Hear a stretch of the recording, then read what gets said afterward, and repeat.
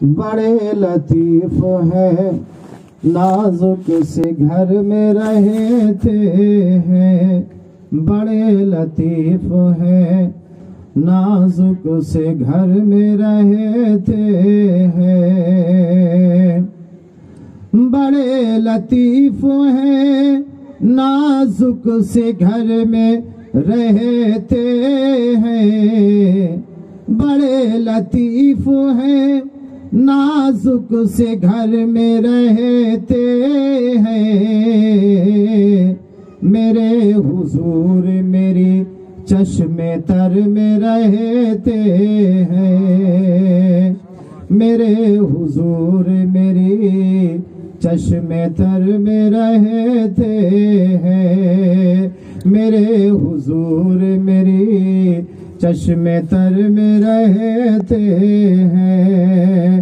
بڑے لطیف ہیں نازک سے گھر میں رہتے ہیں۔ اور حضرات یہ بند بھی محبت کے ساتھ ذرا دیکھیں، یہ جو مطلب میں نے پڑھا، دراصل نازک چیز کیا ہوتی ہے؟ انسان کے بدن کے اندر دو چیزیں بہت نازک ہوتی ہیں، ایک دل اور ایک انسان کی آنکھیں۔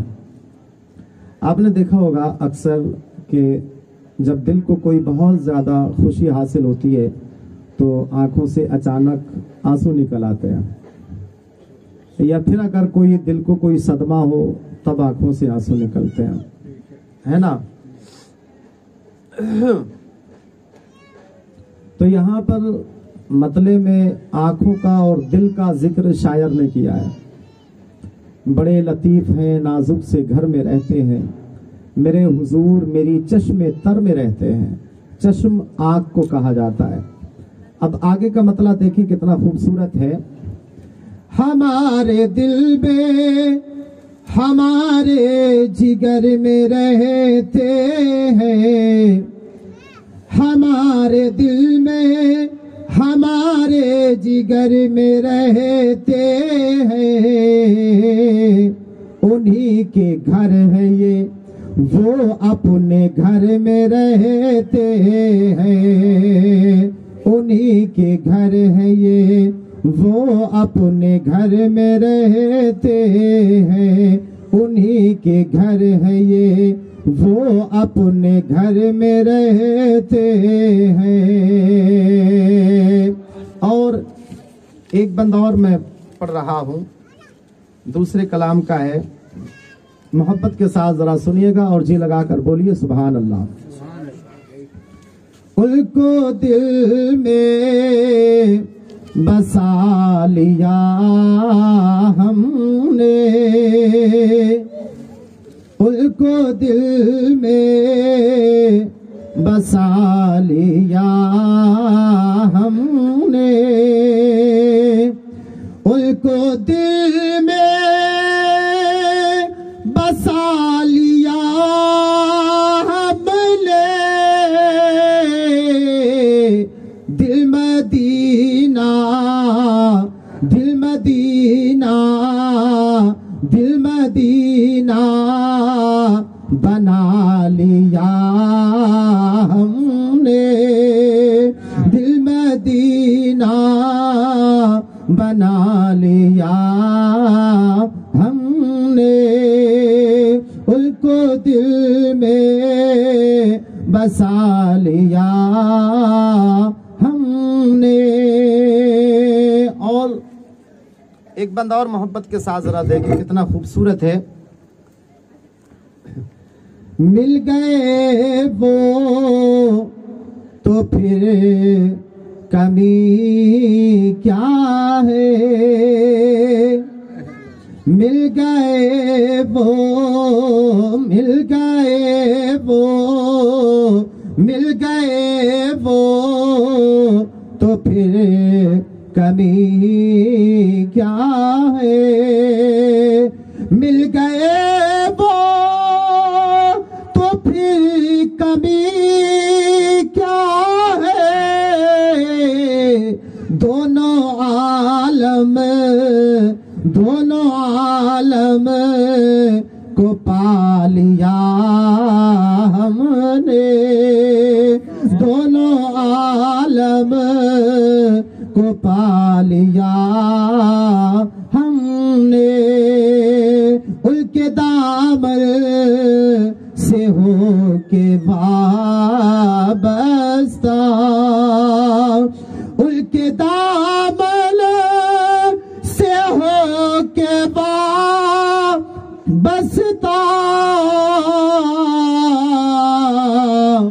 سب سے دامن چھڑا لیا ہم نے، سب سے دامن چھڑا لیا ہم نے، ان کو دل میں بسا لیا ہم نے، دل مدینہ بنا لیا ہم نے۔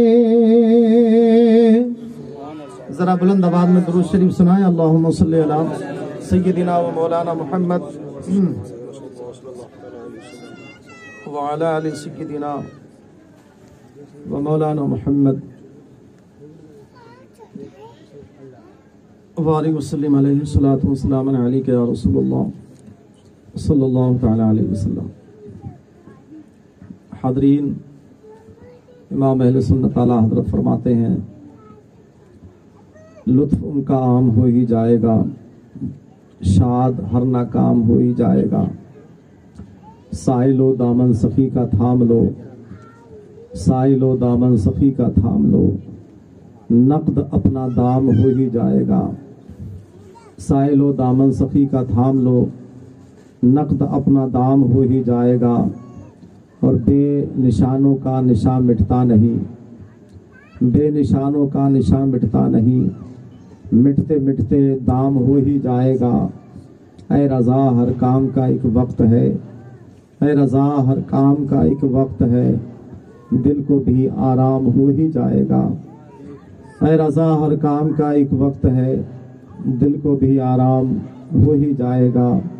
اور پھر امام بریلی کے فرماتے ہیں یا رسول اللہ زمین و زماں تمہارے لیے، زمین و زماں تمہارے لیے، مکین و مکان تمہارے لیے، زمین و زماں تمہارے لیے، مکین و مکان تمہارے لیے، چنین و چنا تمہارے لیے، بنے دو جہاں تمہارے لیے۔ اور پھر فرماتے ہیں دہن میں زباں تمہارے لیے، دہن منہ کو کہا جاتا ہے، دہن میں زباں تمہارے لیے، بدن میں ہے جان تمہارے لیے، دہن میں زباں تمہارے لیے، بدن میں ہے جان تمہارے لیے، ہم آئے یہاں تمہارے لیے اور اٹھے بھی وہاں تمہارے لیے، ہم آئے یہاں تمہارے لیے اٹھے بھی وہاں تمہارے لیے۔ حاضرین، قرآن مقدس کے تیسرے پارے کی آیت تلاوت کی، بڑی مشہور آیت، قُلْ إِن كُنتُمْ تُحِبُّونَ اللَّهَ فَاتَّبِعُونِي يُحْبِبْكُمُ اللَّهُ۔ اللہ فرماتا ہے قل، اے محبوب تم فرما دو، ان کنتم تحبون اللہ، کہ اگر بے شک تم لوگ اللہ سے محبت کرتے ہو، تو اللہ فرماتا ہے محبوب ان سے کہو فاتبعونی، میری اتباع کریں۔ قرآن یہ رب کا ہے اور ارشاد محبوب سے ہو رہا ہے۔ اللہ فرما رہا ہے محبوب تم ان سے کہو، آخر کن سے؟ اپنے امتیوں سے کہو، جنہوں نے کلمہ پڑھا ہے ان سے کہو کہ اے میرے امتیوں، اگر تم اللہ سے محبت کرنا چاہتے ہو تو آقا فرماتے ہیں، اور آقا خود نہیں کہہ رہے ہیں، حضور خود نہیں کہہ رہے ہیں، بلکہ اللہ کریم کہلوا رہا ہے، رب تعالیٰ کہلوا رہا ہے، جو قرآن کو اتار رہا ہے وہ کہلوا رہا ہے۔ اور وہ کہہ رہا ہے محبوب تم ان سے کہو فاتبعونی، میری اتباع کرو، میری اتباع کرو، یحببکم اللہ، محبوب اے میرے حبیب، اے میرے یار،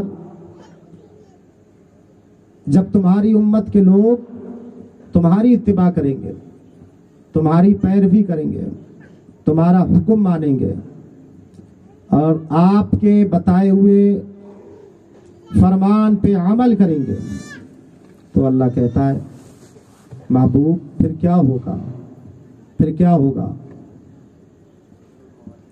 انہیں بڑا اجر ملے گا، بڑا پھل ملے گا، بڑی کامیابی ملے گی، انہیں بلندی ملے گی، انہیں سرفرازی ملے گی۔ اور انہیں کامیابی کیسی ملے گی؟ سب سے بڑی کامیابی ان کے لیے یہ ہوگی، اللہ کہتا ہے یحببکم اللہ، جب یہ تمہاری اتباع کریں گے تو اللہ ان سے محبت کرنے لگے گا۔ سبحان اللہ بولیں گے آپ؟ سبحان اللہ بولو بھیا، سبحان اللہ۔ اتنی خاموشی سے اگر سنیں گے تو پھر کیسے کام چلے گا؟ کھانا تو کھا چکے ہیں نا، تو اس کو تھوڑا سا ہضم کرنے کے لیے ضروری ہے کہ تھوڑا زور دیں پیٹ پہ، ہے نا؟ اور بولنے سے چلنے سے جلد ہضم ہوتا ہے نا، اور جلد ہضم ہو جائے گا تو ایک بار پھر دعوت میں آپ شامل ہو جائیے گا شکور بھائی کی طرف سے، ہے نا؟ کمی کسی چیز کی نہیں ہے، لیکن سبحان اللہ میں کمی نہیں ہونی چاہیے۔ ہاں سبحان اللہ میں کمی نہیں ہونی چاہیے، کیونکہ ہمیں ضرورت ہے نا نیکیوں کی، ہاں ہمیں ضرورت ہے، وہاں ایک ایک نیکی کی ضرورت پڑے گی۔ تو ابھی موقع ملا ہے، ڈھیر ساری اکٹھی کر لو، پھر پتہ نہیں آنے والے لمحے میں ملا کہ نہیں ملا۔ اور ویسے بھی کل کی رات جو آنے والی ہے نا، کل کی رات نہ جانے کتنے زندہ لوگوں کا نام مردوں میں لکھ دیا جائے۔ کل جو رات آئے گی نا، رات، اس رات میں انسان کی موت لکھی جاتی ہے۔ کتنے لوگ اب 15 شعبان سے آنے والے 15 شعبان تک دنیا سے جانے والے ہیں، اس رات میں، کل کی رات میں موت لکھی جائے گی۔ حالانکہ موت تو لکھ دی گئی ہے، موت تو لکھ دی گئی ہے سب کی، مگر دراصل کیا ہے کہ اس رات میں جو موت کا فرشتہ ہے نا اسرائیل، اللہ کریم سب کے نام اسرائیل کو دے دیتا ہے 15ویں شب میں، اور سب کو نام دے کر اللہ کریم فرماتا ہے اسرائیل یہ لسٹ تیار ہو گئی، یہ نام لکھ دیے گئے، فلاں ابن فلاں 1 سال کے اندر اتنے لوگوں کی روحیں تمہیں نکالنی ہے، 1 سال کے اندر اتنے لوگوں کی روحیں تمہیں نکالنی ہے۔ اچھا آپ ایک بات بتائیے، کس کو معلوم کس کا نام لکھا گیا ہے؟ مجھے معلوم ہے نہیں، آپ کو معلوم نہیں، حافظ زید رضا صلی اللہ علیہ کو معلوم ہے کیا کہ کس کا لکھا گیا ہے؟ نہیں، حافظ فیصل رضا صلی اللہ علیہ ان کو معلوم ہے کہ کس کا لکھا گیا ہے؟ نہیں۔ اچھا جب معلوم نہیں ہے تو عقل مندی، دانش مندی، ہوشیاری، سمجھداری اسی کا نام ہے۔ معلوم تو ہے نہیں کہ ہمارا لکھا ہے یا کسی اور کا لکھا ہے، تو پھر خطرہ تو ہے نا، خطرہ تو ہے بھائی، اس بات کا تو خطرہ لگا رہے گا نا 1 سال تک، جب تک آنے والی شعبان تک ہم زندہ ہیں، خطرہ اس بات کا سب کو لگا رہے گا کہ کہیں ایسا نہ ہو کہ ہمارا پتہ کٹ جائے۔ کیوں؟ کیونکہ یار موت لکھی جا رہی ہے نا۔ دراصل شب برات، برات کا معنی ہوتا ہے چھٹکارا، برات کا معنی ہوتا ہے چھٹکارا، تو دیکھا جائے تو انسان زندگی سے بھی چھٹکارا لے لے گا۔ اور برات کے اور بھی بہت سارے معنی آتے ہیں، ہے نا، لیکن شب برات کو موت کی رات بھی کہا گیا، شب برات کو موت کی رات بھی کہا گیا ہے، اور شب برات کو رحمت کی رات بھی کہا گیا ہے، شب برات کو موت کی رات بھی کہا گیا، اور شب برات کو رحمت کی رات بھی کہا گیا ہے۔ اور اتنا ہی نہیں، اللہ کریم اپنے بندوں پہ اتنا کرم فرماتا ہے کہ اس رات کو مغفرت کی رات بھی کہا گیا ہے، مغفرت بھی کی رات بھی کہا گیا ہے۔ ابھی جب رات آئے گی آنے والی، اسے مغفرت کی رات بھی کہا گیا۔ رحمت کی رات کیوں کہا گیا؟ رحمت کی رات اس لیے کہا گیا ہے کہ اس رات میں کتنے لوگوں کو کتنا رزق ملنے والا ہے، اللہ کریم سب کے مقدر کا لکھ دیتا ہے۔ اور مغفرت کی رات اس لیے کہا گیا ہے کہ اس رات میں عبادت کرنے والا جاگتا ہے، عبادت کرتا ہے، نماز پڑھتا ہے، قرآن کی تلاوت کرتا ہے، صلاۃ و سلام پڑھتا ہے، درود و سلام کے نغمے پیش کرتا ہے۔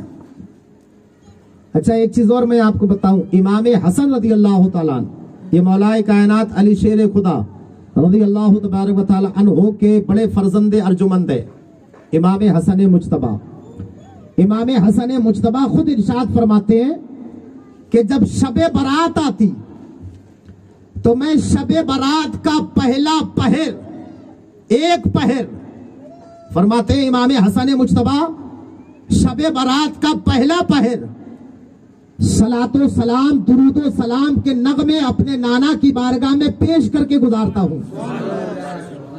درود و سلام کے نغمے شب برات کی رات امام حسن پڑھتے ہیں، اور فرماتے ہیں باقی کے جو پہر رہ جاتے ہیں، رات کے حصے رہ جاتے ہیں، ان رات کے حصوں میں میں کثرت سے نوافل ادا کرتا ہوں، نوافل ادا کرتا ہوں۔ بڑی برکت ہے اس میں، جو کل رات آئے گی اس میں بڑی برکت ہے۔ آئیے میں آپ کو ایک چیز اور سناؤں، کل آنے والی رات میں اگر کسی نے 8 رکعت نماز نوافل اس طرح سے ادا کی، کس طرح سے 8 رکعت نماز نوافل اس طرح سے پڑھی کہ ہر رکعت میں سورہ فاتحہ کے بعد 11 مرتبہ سورہ اخلاص کو پڑھا۔ سورہ اخلاص کون سی سورت ہے؟ قل هو اللہ احد اللہ الصمد لم یلد ولم یولد ولم یکن لہ کفوا، ارے احد تو بولو، یہ تو یاد ہونی چاہیے نا۔ یہ تو چھوٹی چھوٹی صورتیں ہیں، اتنے بڑے بڑے گانے، بڑی بڑی قوالیاں لوگ یاد کر لیتے ہیں۔ قرآن کی مختصر سی جو صورتیں ہیں جو نماز میں پڑھی جاتی ہیں، عموماً کم سے کم وہ تو مسلمانوں کو یاد ہونی چاہیے نا، کیونکہ اللہ کریم نے جو قرآن اتارا ہے اس کا ایک حرف بھی اگر کوئی پڑھے تو اللہ کریم ایک حرف کے پڑھنے پر اسے 10 نیکیاں عطا کرتا ہے، 10 گناہوں کو مٹا دیتا ہے، ایک حرف اگر کوئی پڑھے۔ اور ہیں کتنے حروف؟ بے شمار حروف ہیں قرآن کے اندر۔ اب ذرا سنو، دیکھو 8 رکعت نماز نوافل اگر کوئی شب برات کی رات پڑھے اور ہر رکعت میں سورہ فاتحہ کے بعد 11 مرتبہ سورہ اخلاص پڑھے، سورہ اخلاص یعنی قل هو اللہ شریف، سورہ فاتحہ کے بعد 11 مرتبہ سورہ اخلاص پڑھے، 8 رکعت نماز اس طرح سے ادا کرے، اور ادا کرنے کے بعد میں اسی رات میں ان 8 رکعت نماز نوافل کا ثواب نبی پاک صلی اللہ علیہ وسلم کی لخت جگر، نور نظر، سیدۃ النساء، خاتون جنت، حسن و حسین کی والدہ جناب سیدہ فاطمہ زہرا کی بارگاہ میں اس 8 رکعت نماز نوافل کا ثواب پہنچا دے۔ سیدہ فاطمہ فرماتی ہے شب برات میں جس نے 8 رکعت نماز نوافل اس انداز میں ادا کی اور اس کا ثواب میری بارگاہ میں پہنچایا تو سیدہ فاطمہ فرماتی ہے کہ میں اس وقت تک جنت میں داخل نہیں ہوں گی جب تک کہ اسے جنت میں نہ لے جاؤں۔ یہ جناب سیدہ فاطمہ زہرا کا قول ہے۔ اندازہ کریں آپ ذرا کتنی برکت والی رات ہے، کتنی برکت والی رات ہے۔ اس رات میں اللہ کریم گنہگاروں کے گناہوں کو معاف فرماتا ہے۔ یہ جو کل رات آئے گی جاگنے کی رات ہے یہ، ہاں، کیونکہ ساری رات تو ہم سوتے ہی رہتے ہیں اور سوتے سوتے کہیں ایسا نہ ہو کہ ہمیشہ کے لیے سو جائیں، اس لیے کل کی رات تو جاگ لیں گے، مسجد میں نہیں تو گھر میں سے نماز پڑھ سکتے ہیں، سب تندرست ہیں، لیکن تھک جائیں تو قرآن کی تلاوت کر لیں، تھک جائیں تو قرآن کی تلاوت کر لیں، اور قرآن کی تلاوت کرتے کرتے اگر آپ کو غفلت ہو رہی ہے، تھک رہے تو تسبیح لے لیں، اور تسبیح پڑھتے پڑھتے اگر آپ تھک رہے تو پھر آپ کھڑے ہو کر کے مدینے والے نبی کے اوپر آپ درود و سلام پڑھ لیں۔ جب آپ کا یہ طریقہ شب برات کی رات میں ہوگا تو پھر آپ اپنے گھر میں اپنے مکان میں تنے تنہا اللہ کی عبادت میں شامل نہیں ہوں گے، بلکہ آپ کے ساتھ آسمان سے فرشتے اتر کے آئیں گے اور آپ کے ساتھ میں اللہ کی عبادت کرنے میں شامل ہو جائیں گے۔ آسمان سے فرشتے پھر اتر کے آئیں گے اور آپ کے گھر میں ہی آپ کے ساتھ اللہ کی عبادت میں شامل ہو جائیں گے۔ یہ بڑی برکت والی رات ہے، بڑی برکت والی رات۔ اور ایک جگہ نبی پاک صلی اللہ علیہ وسلم نے ارشاد فرمایا کہ جس نے اس رات کو جاگ کر بیداری کر کے عبادت کی، اللہ کی جاگ کر بیدار ہو کر اللہ کی عبادت کی، تسبیح پڑھتا رہا، قرآن پڑھتا رہا، نماز پڑھتا رہا، ذکر کرتا رہا، اللہ اللہ کرتا رہا، گناہوں سے استغفار کرتا رہا، اللہ سے اپنے گناہوں کی معافی مانگتا رہا، اور پھر اس نے 2 رکعت نماز نفل بھی اگر پڑھ لی، 2 رکعت صرف، ابھی میں نے 8 رکعت نماز کی برکت بتائی، آپ کو فضیلت بتائی، اب صرف 2 رکعت کی سن لو۔ فرمایا میرے نبی نے کہ جس نے اس رات میں جاگ کر بیداری کی اور بیداری کے عالم میں پھر اس نے 2 رکعت نماز نفل پڑھی، اور 2 رکعت نماز نفل اس طرح سے پڑھی کہ سورہ فاتحہ پڑھی اور اس کے بعد اس کے ساتھ سورہ اخلاص ملائی، 2 رکعت نماز نفل پڑھے اس رات میں اور دن کا روزہ رکھ لے، تو آقا فرماتے اللہ کریم اس کے 50 سال کے گناہوں کو معاف فرما دیتا ہے۔ کتنے سال کے؟ 50 سال کے گناہوں کو اللہ کریم معاف کر دیتا ہے۔ تو یہ رات مغفرت کی رات ہوئی کہ نہیں ہوئی؟ گناہوں کی بخشش ہو رہی ہے نا، گناہوں کی بخشش ہو رہی ہے، تو مغفرت کی رات ہوئی کہ نہیں ہوئی؟ ارے بولو، مغفرت کی رات ہوئی کہ نہیں ہے؟ اللہ بخش رہا ہے کہ نہیں بخش رہا ہے؟ ہاں، بے تحاشا، بے انتہا، بے تعداد اللہ کریم اس رات میں گنہگاروں کی مغفرت فرماتا ہے۔ یہ جو کل آنے والی رات ہے جسے شب برات کہا جاتا ہے، مگر اس رات میں بھی بہت سارے لوگ محروم رہتے ہیں، ان کی بخشش نہیں ہوتی، جیسے ماں باپ کی نافرمانی کرنے والا، اپنے مرشد کے قول سے ہٹنے والا، کسی کا حق مارنے والا، شراب پینے والا، زنا کرنے والا اور ڈھول تاشے بجانے والا اس رات میں نہیں بخشا جاتا، اور تصویر بنانے والا اس رات میں وہ بھی نہیں بخشا جاتا۔ اس رات میں بہت سارے ایسے ہیں کہ اللہ کریم جنہیں اس رات میں بھی نہیں بخشتا۔ اب کتنی بڑی برکت والی رات ہے کہ اللہ کریم گنہگاروں کو اس رات میں بخشتا ہے، معاف کرتا ہے، ان کی خطاؤں کو معاف کرتا ہے۔ اب آپ سوچیں کہ 2 رکعت نماز پڑھنے میں کتنی محنت لگے گی، مشکل سے میں سمجھتا ہوں اگر آپ کی طریقے سے دیکھا جائے تو آپ تو 2-2.5 منٹ میں ہی پڑھ لو گے 2 رکعت، ہے نا؟ کیونکہ بعض لوگوں کی نماز تو بڑی فاسٹ ہوتی ہے نا، بڑی تیز پڑھتے ہیں۔ نماز پڑھنے میں تو مسجد کا امام پیچھے ہو جائے گا، مقتدی اتنی جلدی نماز پڑھ کے نکل جاتے ہیں، ہاں اتنی فاسٹ ہے۔ تو میں سمجھتا ہوں اگر زیادہ سے زیادہ آپ دیکھیں تو 3-4 منٹ میں 2 رکعت نماز نفل ہو جائے گی نا۔ 2 رکعت نماز نفل پڑھ سکتے ہیں، اتنی تو پڑھ سکتے ہیں۔ باقی آپ لیٹے لیٹے بیٹھے بیٹھے موبائل چلانے کی، ٹی وی دیکھنے کی ضرورت نہیں ہے، تسبیح ہاتھ میں لے لے، اللہ اللہ کرتے رہیں، اللہ اللہ کرتے رہیں، اور اس کے بعد پھر ثواب کتنا بڑا، دن میں روزہ رکھ لیں، دن میں روزہ رکھ لیں، کتنا بڑا ثواب مل رہا ہے، 50 سال کے گناہ اللہ کریم معاف کر دیتا ہے۔ کتنا بڑا اجر ہے، کتنا بڑا۔ روض الافکار ایک کتاب ہے، اس کے اندر ایک چیز جو ہے وہ نقل کی گئی ہے۔ وہ چیز کون سی نقل کی گئی ہے؟ حضرت عیسیٰ علیہ السلام کسی راستے سے گزر رہے تھے۔ یہ حضرت عیسیٰ علیہ السلام اللہ کے پیغمبر ہیں، اللہ کے पैगंबर है, किसी रास्ते से गुजर हो रहा था आपका, गुजरते गुजरते आपकी नजर एक सफेद पत्थर पर पड़ी, सफेद पत्थर पर, और सफेद पत्थर को हजरत ईसा पैगंबर ने जैसे ही देखा तो इतना खूबसूरत था वो पत्थर, इतना लाजवाब था, इतना सफेद था कि हजरत ईसा अलैहिस्सलाम देख करके हैरत में पड़ गए और पत्थर के चारों तरफ हजरत ईसा पैगंबर चक्कर लगाने लगे, देखने लगे पत्थर को, क्योंकि जब कोई अजूबा चीज नजर आती है तो उसे गौर व फिक्र से देखा जाता है, बार बार उस पर नजर डाली जाती है। इंसान ताज्जुब के समंदर में गोता लगाता है।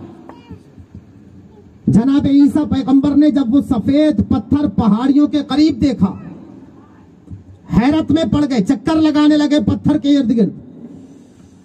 गैब से निदा आई, रब ने फरमाया ईसा से, अल्लाह करीम ने वही उतारी, और वही किसके जरिए उतारी? जनाब हजरत जिब्रील के जरिए। रजी लगाकर बोलो सुभान अल्लाह। आप बोलेंगे ना सुभान अल्लाह तो फिर थोड़ा अच्छा लगेगा, है ना? अगर आप बोलेंगे नहीं तो फिर मजा नहीं आएगा। मैं चाहता हूं कि आप जरा अपने बोलने में चेंजिंग ले आ रहा हूं, मैं बैठने में चेंजिंग ले आऊं थोड़ी सी, है ना? क्योंकि ये इस पे थोड़ी दिक्कत आ रही है बैठे हुए, है ना? कुर्सी ले दीजिएगा।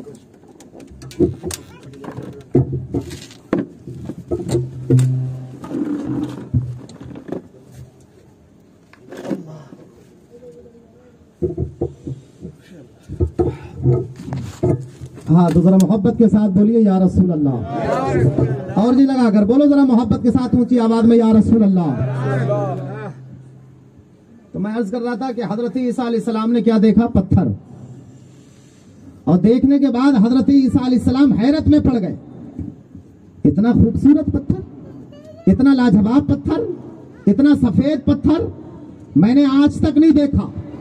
अल्लाह करीम ने वही उतारी, जनाबे हजरत जिब्रील अलैहिस्सलाम को भेजा, कहा जिब्रील जाओ मेरे पैगंबर हजरत ईसा से कहो, इसे देख करके तुम हैरत करते हो, अगर तुम्हारी मर्जी हो, तुम्हारा दिल चाहता है कि इससे भी बड़ी अजीब बात मैं तुम्हें दिखाऊं, तो पूछो मेरे पैगंबर जनाब ईसा से, क्या वो इससे भी गहरी बात, अजीब बात देखना चाहते हैं?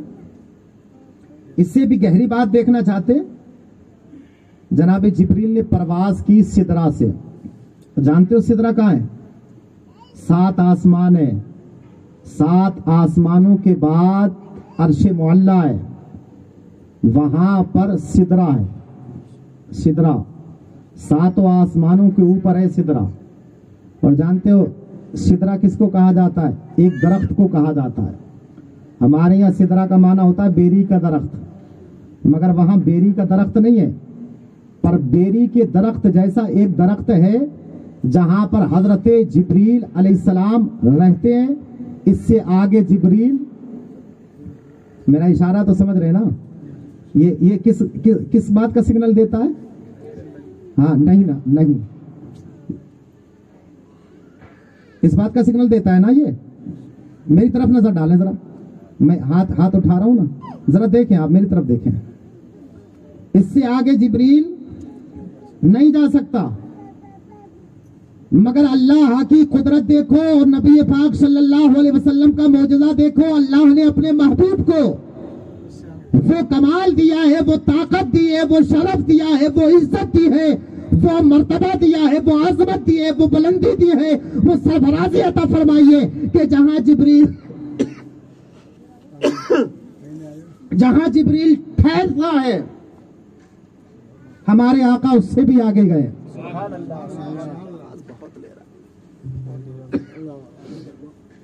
जहां जिब्रील ठहरता है हमारे आका उससे भी आगे तशरीफ ले गए, उससे भी आगे।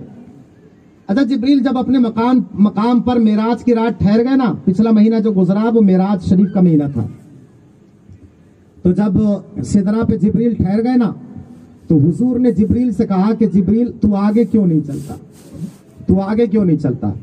जिब्रील ने आका की बारगाह में अर्ज किया, या रसूल अल्लाह, मैं अगर इससे आगे गया ना तो मैं जल जाऊंगा, پر میرے جل جائیں گے. اس سے آگے میں نہیں جا سکتا. اچھا آپ جانتے ہو جبریل کے پر کتنے ہیں؟ معلوم ہے آپ کو جبریل کے پر کتنے ہیں؟ جبریل سارے فرشتوں کا سردار ہے اور اللہ کریم نے کچھ فرشتوں کو 2 پر دیے, کچھ فرشتوں کو اللہ نے 3 پر دیے اور کچھ فرشتوں کو اللہ نے 4 پر دیے. کتنے قسم کے پر؟ 3 قسم کے ہو گئے کہ نہیں ہو گئے؟ ارے 2 اور کسی کو 3 اور کسی کو 4. اب یہاں پر جو بات میں چھیڑنا چاہتا ہوں وہ قابل غور ہے, وہ سننے والی بات ہے, وہ سننے والی بات ہے. اور اگر اس پہ آپ عمل کر لیں تو پھر سونے پہ سہاگا ہو جائے. اگر آپ اس پہ عمل کر لیں تو آپ مقدر کے دھنی بن جائیں. اگر آپ اس بات پہ عمل کر لیں تو آپ مقدر کے سکندر ہو جائیں. اور وہ بات کیا ہے ذرا سنو. نبی پاک صلی اللہ علیہ وسلم کی معراج ہو رہی ہے اللہ کے قرب خاص میں پہنچ کے, رجب کی 27ویں شب میں, اور پھر آقا کریم صلی اللہ علیہ وسلم وہاں سے نمازوں کا تحفہ لاتے ہیں اور نمازوں کا تحفہ لا کر کے پھر اپنی پیاری امت کو بتاتے ہیں اور فرماتے ہیں, میرے آقا کہتے ہیں میری امت یہ میری معراج ہے کہ میں اللہ کے قرب خاص میں پہنچتا ہوں, اور اگر تم بھی چاہتے ہو کہ تمہیں بھی معراج ملے, اللہ کا قرب ملے, تو پھر نبی فرماتے ہیں تم نمازوں کو پابندی سے پڑھا کرو, تم نمازوں کو پابندی سے پڑھا کرو. اس لیے حضور نے ارشاد فرمایا الصلاۃ معراج المومنین, نماز مومنوں کے لیے معراج ہے, نماز مومنوں کے لیے معراج ہے. اب ذرا غور کیجئے, میں نے جو بات کہی ہے اسے آپ توجہ سے سن لیں پھر آگے بڑھیں گے. کسی فرشتے کو اللہ نے 2 پر دیے اور کسی کو 3, کسی کو 4. اور نماز کیسے ہے؟ نماز کیسے ہے؟ ذرا غور کیجئے, آپ تھوڑی سی توجہ کیجئے, ذرا بہت دھیان سے سننے والی باتیں ہیں یہ. نماز بھی کتنی قسم کی ہے؟ 3 قسم کی, 3 قسم کی. فجر میں 2, ظہر میں, عصر میں اور مغرب میں. کتنے قسم کی نماز ہو گئی؟ 3 قسم کی ہوئی نا, 3 قسم کی نماز ہوئی نا. یا تو 2 رکعت کر کے پڑھی جاتی ہے, یا پھر 3 رکعت کر کے پڑھی جاتی ہے, یا پھر 4 رکعت کر کے پڑھی جاتی ہے. کوئی 5 رکعت کی نیت باندھتا ہے؟ نہیں نا. 1 رکعت کی باندھتا ہے؟ نہیں نا. 3 قسم کی نماز ہے. اور فرشتوں کو اللہ نے پر دیے ہیں 3 قسم کے. اور فرشتوں کی رفتار کیا ہے؟ فرشتوں کی رفتار یہ ہے کہ ادھر اللہ کا حکم آتا ہے زمین پر اترو, اور اللہ کا حکم پاتے ہی ایک لمحے میں فرشتے آسمان سے زمین پہ اتر کے آ جاتے ہیں. اب ذرا غور کیجئے کہ فرشتوں کو اللہ نے 3 قسم کے پر دیے, کسی کو 2 پر دیے, کسی کو 3 پر دیے, کسی کو 4 پر دیے. جب یہ 3 قسم کے پر حاصل کرنے والے فرشتوں کی ایسی رفتار ہے تو پھر 3 قسم کی نماز پڑھنے والے نمازیوں کی رفتار کا عالم کیا ہوگا؟ 3 قسم کے نماز پڑھنے والے نمازیوں کی رفتار کا عالم کیا ہوگا؟ اس لیے آقا نے فرمایا الصلاۃ معراج المومنین, نماز مومنوں کے لیے معراج ہے. جب وہ نماز پڑھتا ہے, جب وہ نماز پڑھتا ہے, اللہ کی بندگی کرتا ہے, عبادت کرتا ہے وہ مولا کی, اور جب وہ حالت سجدہ میں ہوتا ہے تو پھر اس کا سفر یہ پلین, ٹرین, ہوائی جہاز, موٹر سائیکل, کار فار, یہ سب فیل ہے. یہاں تک کہ جتنی تیزی سے ہماری نظر سفر کرتی ہے, نظر کا سفر بھی اس کے سامنے فیل ہے. اس لیے کیونکہ جیسے ہی نمازی حالت نماز میں آتا ہے اور اور حالت سجدہ میں پہنچتا ہے تو اب اس نمازی کی رفتار عام رفتار نہیں بلکہ فرشتوں کی طرح ہو جایا کرتی ہے، فرشتوں کی طرح ہو جایا کرتی ہے۔ اس لیے حضور نے ارشاد فرمایا، آقا فرماتے جب نمازی نماز پڑھتا ہے اور وہ قیام سے رکوع، رکوع سے قوما اور قوما سے جیسے ہی سجدے میں جاتا ہے تو آقا فرماتے اللہ کے اور بندے کے درمیان جتنے پردے ہوتے ہیں، سبحان اللہ بولیں گے آپ؟ اگر کسی نے آپ کو روکا نہیں ہو تو بول سکتے ہیں، اور اگر کسی نے آپ کو روکا ہے تو پھر میں وہ بندش تو توڑ نہیں سکتا، کیونکہ کبھی کبھی ایسا ہوتا ہے بھائی بیوی سے کیا ہوا وعدہ تو توڑنے میں بڑی قیامت آ جاتی ہے نا، اور اگر آپ نے وعدہ نہیں کیا تو آپ بول سکتے ہیں نا محبت کے ساتھ سبحان اللہ یار، اگر نیکی کی ضرورت ہے تو پھر آپ بولیے سبحان اللہ، ہاں، اور اگر آپ نے بہت ساری اکٹھی کر لی ہے تو پھر مجھے کوئی ضرورت ہی نہیں ہے آپ سے بلوانے کی، مجھے تو ضرورت ہے نیکیوں کی، ہے نا، مجھے تو ہے ضرورت بھائی۔ تو اب ذرا تو توجہ دیجیے آپ، میں جو بات کہنے جا رہا ہوں، حضور ارشاد فرماتے ہیں، آقا فرماتے ہیں کہ جب بندہ نماز میں ہوتا ہے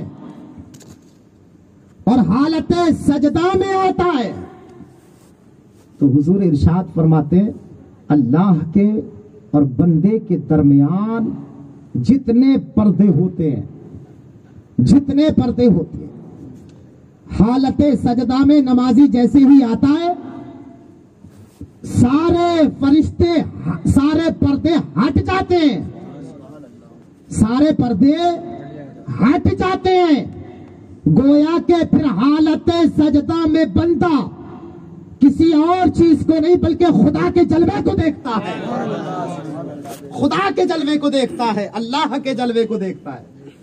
آقا فرماتے ہیں جب تم نماز کی حالت میں رہو تو پھر تم گویا یہ خیال کرو کہ میں اپنے رب کو دیکھ رہا ہوں، تم اس انداز میں نماز پڑھو کہ گویا تم اپنے رب کو دیکھ رہے ہو، آقا فرماتے ہیں۔